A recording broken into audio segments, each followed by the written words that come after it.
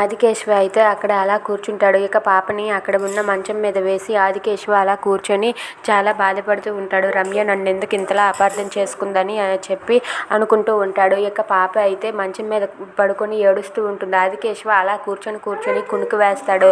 అలా ఆదికేశవ నిద్రపోతూ ఉంటే ఇక పాప ఏడుస్తుందని చెప్పి రమ్య అయితే కిటికీలో నుండి ఇలా చూస్తుంది. చూడగానే పాప అయితే ఏడ్చుకుంటూ అలా మంచం మీద నుండి కింద పడిపోబోతూ ఉంటుంది. తను కింద పడిపోబోతూ ఉంటే ఇంతలో రమ్య అయితే అయ్యో పాప అని ఆరవబోయి బయటికి వెళ్ళబోతే ఇంతలో ఆదికేశవ వచ్చి పాపని ఎత్తుకుంటాడు. పాపని ఎత్తుకొని ఓ అంటూ జోలపాట పాడుతూ ఏడవద్దు అని చెప్పి బుజ్జగిస్తూ ఉంటాడు. ఇదంతా చూసి రమ్య అయితే అలా మౌనంగా ఉంటుంది. ఇక రమ్య కిటికీలో నుండి చూస్తుందని చూసి కేశవ అయితే అటుగా చూస్తాడు. చూసేసరికి మళ్ళీ ఆ రమ్య అయితే కేశవ ముఖం మీద డోర్ వేసేస్తుంది.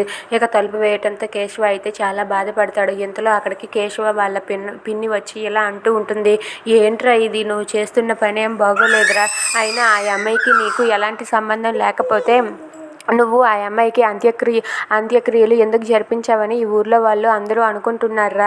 అసలు ఇలా ఎందుకు జరిగిందో అసలు అర్థం కావట్లేదు. మరి ఈ పాపకి నీకు ఎలాంటి సంబంధం లేకపోతే బుజ్జికి ఈ పాప ఎలా చెల్లెలవుతుందిరా? చెల్లెలని అనమంటున్నావు, ఎందుకు ఇదంతా ఇలా జరుగుతుందిరా? చెప్పరా, నువ్వు అసలు ఏ తప్పు చేయలేదు కదా, నాకు ఆ విషయం తెలుసు, నువ్వే తప్పు చేయవని మాకు తెలుసురా, కానీ ఈ ఊర్లో జనం నమ్మటం లేదు కదరా, అసలు ఏం జరిగిందో చెప్పరా అని చెప్పి వాళ్ళ పిన్ని కేశవని అడుగుతూ ఉంటుంది. ఇక కేశవ చెప్తాడా, ప్లీజ్ సబ్స్క్రైబ్.